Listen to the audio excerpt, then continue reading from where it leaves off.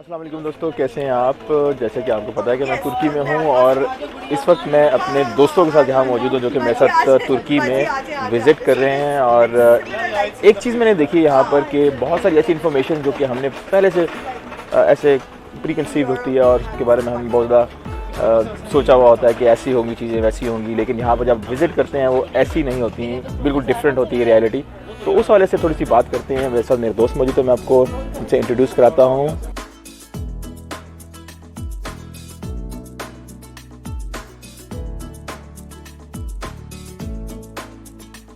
जी, तो दोस्तों इस वक्त मेरे साथ मरियम मौजूद है। मरियम, कैसी हैं आप? ठीक हैं। मरियम, मुझे बताएं कि तुर्की में मौजूद है पिछले एक हफ्ते से, क्या आप इधर आने से पहले क्या जहन में था और अभी आपकी क्या इस कल्चर को एक्सपीरियंस करने के बाद क्या आपकी राय है? मेरे जहन में था कि टर्की एक बहुत ही मेरा ये फर्स्ट टाइम है। आई वाज वेरी मच और मैं बहुत ज़्यादा लुक फॉरवर्ड करी थी टर्किश फूड को और Adana kebab and so many variety of kebab. So I was very much looking forward to it और वो एक्सप्लोर करी हूँ फूड प्लस यहाँ के हमाम, टर्किश बाथ का और हमाम्स का बहुत सुना है। हमाम के बारे में मैंने सुन रखा है कि बड़े मैजेस्टिक हमाम्स हैं और बहुत ओल्ड हिस्टोरिक, और चूँकि वो हमाम का पूरा एक जो आइडिया है वो बड़ा एक सुल्तान्स के साथ एसोसिएटेड है। सो वो सुन रखा है। पाकिस्तानियों के ज़हनों में हमामों का एक खास एक इमेज होता है, वो किस हद तक दुरुस्त है? सो हमने वो वाले हमाम भी देखे हैं जो शाही बादशाह उसमें शाही किला वगैरह में होते हैं, तो वो बड़े बड़े हमाम यानी बादशाहों वाले भी देखे हुए हैं। और फिर मैंने तो खैर भूलबंद में वो उस हमाम में भी देखे हुए हैं, वो जो गलियों में बने हुए होते हैं, वो छोटे छोटे बेचारे। अब तो वो बहुत ही क्या मैं बोलूँ, बहुत ही हालत उनकी ज़ार है उन हमामों की पाकिस्तान में, लेकिन यहाँ पे हमाम का कल्चर इज़ टोटली डिफरेंट। अच्छा, इसी तरीके से मेरे साथ जाफ़र मौजूद है। जाफ़र यार, बड़ी अच्छी धूप में तू बैठा हुआ है, मुझे बता तुम्हारी क्या राय है तुर्की विज़िट करने के बाद?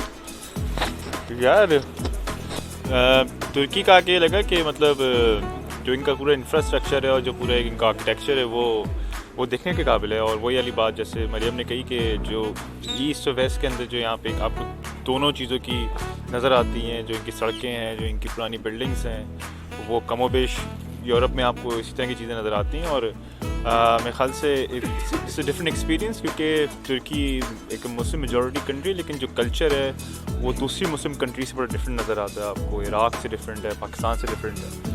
और खाने से लेके मतलब लोग भी थोड़े फ्रेंडली हैं, कुछ जगहों के अंदर लोग थोड़े से गुस्से वाले होते हैं, पसंद नहीं करते टूरिस्ट को, लेकिन बड़े वेलकमिंग है टूरिस्ट के हवाले से ये लोग देखा जाए तो। और खाना बड़ा ज़बरदस्त है भाई, मतलब सीधा सा खाना है, कोई ज़्यादा उसमें मसाला जात नहीं है, लेकिन खाने का टेस्ट है। और मतलब इन्होंने अपना कल्चर भी अपना पैक रखा हुआ है और साथ साथ नई चीज़ों को भी ये शामिल कर रहे हैं। अच्छा, डाइवर्सिटी के हवाले से यहाँ पर किस किस्म की डाइवर्सिटी आपको देखने में मिली है? यार मेनली क्योंकि हम अभी तक टूरिस्ट एरिया में गए रहे हैं, तो उस एज सच वो डाइवर्सिटी तो मैं तो नोटिस नहीं कर सका।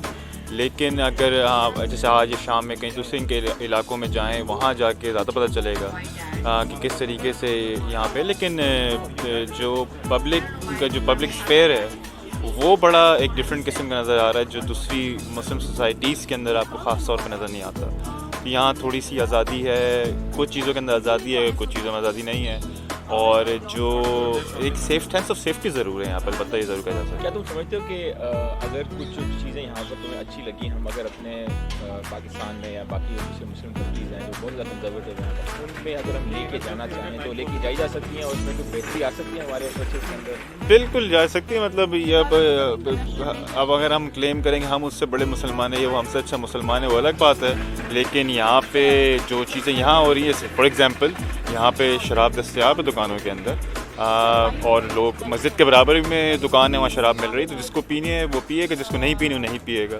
और यहाँ ऐसा नहीं है कि लोग यहाँ सड़कों पे बैठे हुए शराब पी रहे हैं, एक तमीज़ के दायरे के अंदर यहाँ चीज़ें हैं। और जब आप इन चीज़ों को नॉर्मल कर देते हैं तो उससे बहुत सारी परेशानियां भी कम हो जाती हैं। काफ़ी लोग पाकिस्तान में मरते हैं गंदी शराब, कच्ची शराब, बुरी शराब पीने से। तो और इसी तरह ख़वातीन यहाँ सड़कों पे घूम रही हैं, कोई उनको मसला नहीं है। तो हमारे ऐसे क्या मसाइल हैं हमारे मुल्क के अंदर जो हमारी चीज़ें नहीं हो सकती? हम एक ही चीज़ शेयर करते हैं बहुत सारी चीज़ें। तो मेरे नज़र में अगर पाकिस्तान में सब चीज़ें आ जाएँ तो हो सकता है बहुत सारे लोग पाकिस्तान आए। ठीक, शुक्रिया।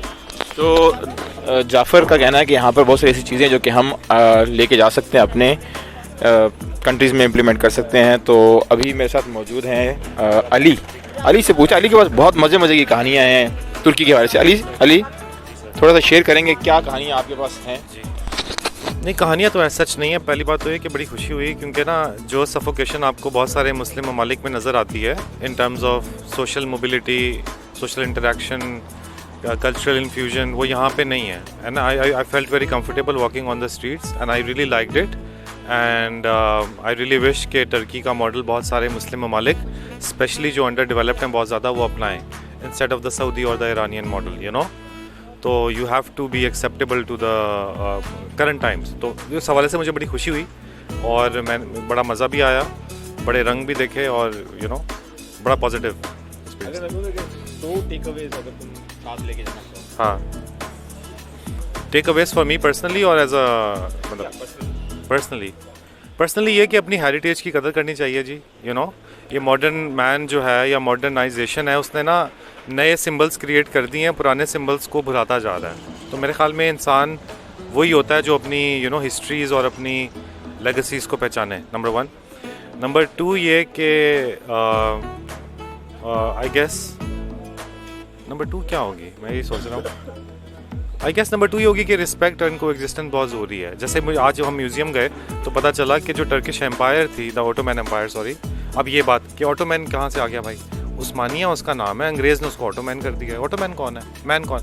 इट वाज उस्मानिया, या एवरीवेयर इट्स नोन एज उस्मानिया। गोरे को लगा नहीं जी हमें समझ नहीं आ रही, उन्होंने ऑटोमैन कर दिया। तो अप्रोप्रिएशन ना किया करें कल्चर की, नंबर 1। नंबर 2 ये कि इनकी एम्पायर के अंदर 3 कॉन्टिनेंट्स में थी, देवर 25 odd religions and only 15% of the empire was Turkish. So imagine the amalgamation of cultures and religions. It was a melting pot in the medieval times of you know the current world. So springboard था ये। तो उस हवाले से ना coexistence बहुत ज़रूरी है जी। आपसे कोई मुख्तलिफ हो रंग में, अकीदे में, ज़ात में, तो ये अच्छी बात है, ये कुदरत है। तो you know I have learn that, I would say.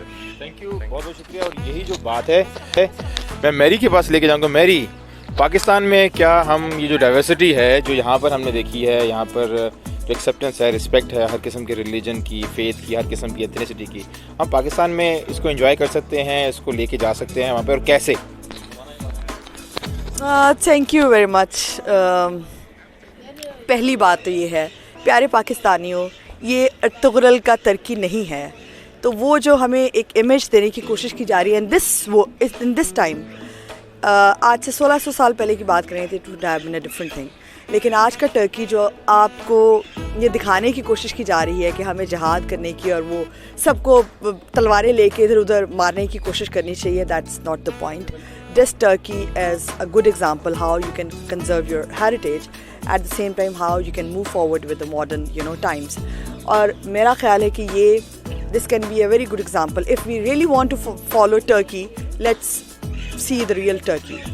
और यहाँ पर जो जिस कल्चर की, जिस हेरिटेज की, आई वुड हाईली रिकमेंड, अगर आपको कल्चर, हिस्ट्री और heritage at the same time चाहिए कहीं पर that is in its original shape, Turkey is the best place to see that. यहाँ पर कोई लग्जरी आपको आइटम नहीं नज़र आएगी। The best thing I liked about this place is के यहाँ पर पुरानी मॉडल्स की चीज़ें हैं but still preserved in a very good condition. किसी दुकान में चले जाएँ, कुछ 100 साल पुरानी दुकान भी है, तो वो आप उसके फर्नीचर से, उसके जो चीज़ें वहाँ पर पड़ी हैं, इवन के होटल्स में भी, the place we are staying, it's still it doesn't have any modern luxury item, but it's a very moderate, good place where you can have comfort and luxury at the same time.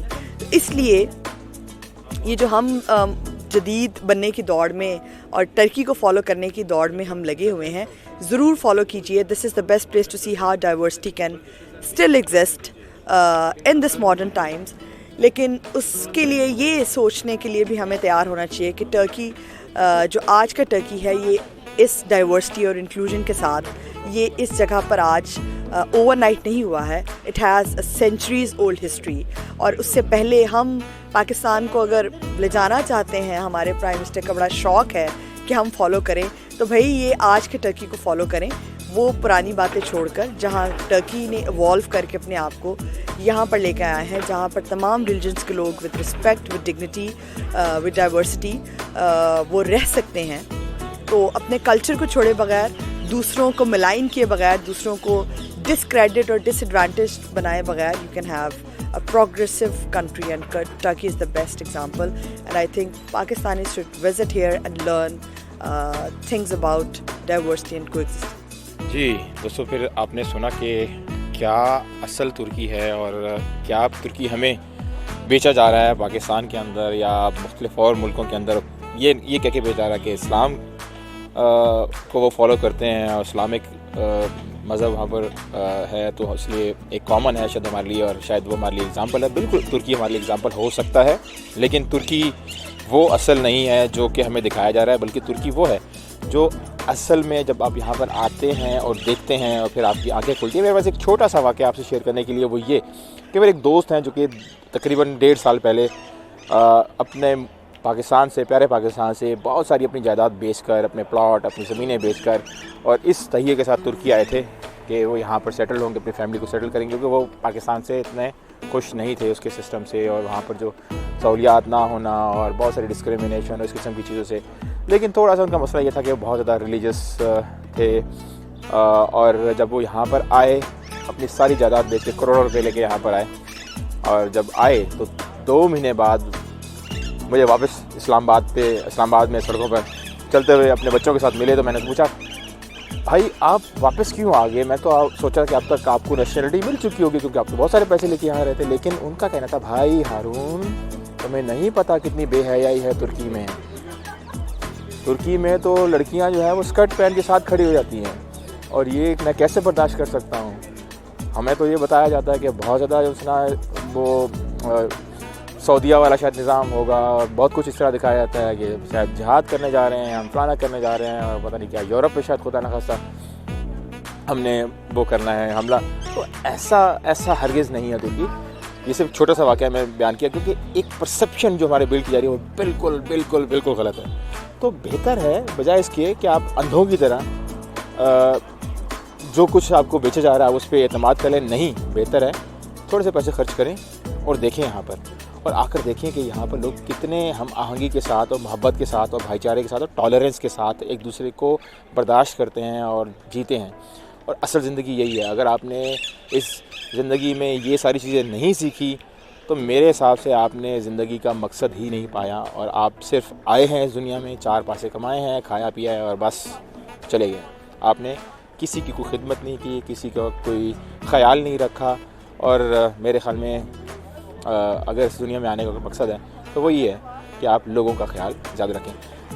एक बार फिर आपसे दरख्वास्त है, अगर अभी तक आपने मेरा वीलॉग सब्सक्राइब नहीं किया तो प्लीज़ सब्सक्राइब करें. नीचे आपको सब्सक्राइब का बटन मिलेगा, साथ ही बेल आइकन का बटन मिलेगा, और इसको भी आपने क्लिक करना है क्योंकि आपको ताकि मेरी सारी अपडेट्स मिल जाएँ. इसके साथ मुझे इजाज़त दें. अल्लाह हाफ़िज़.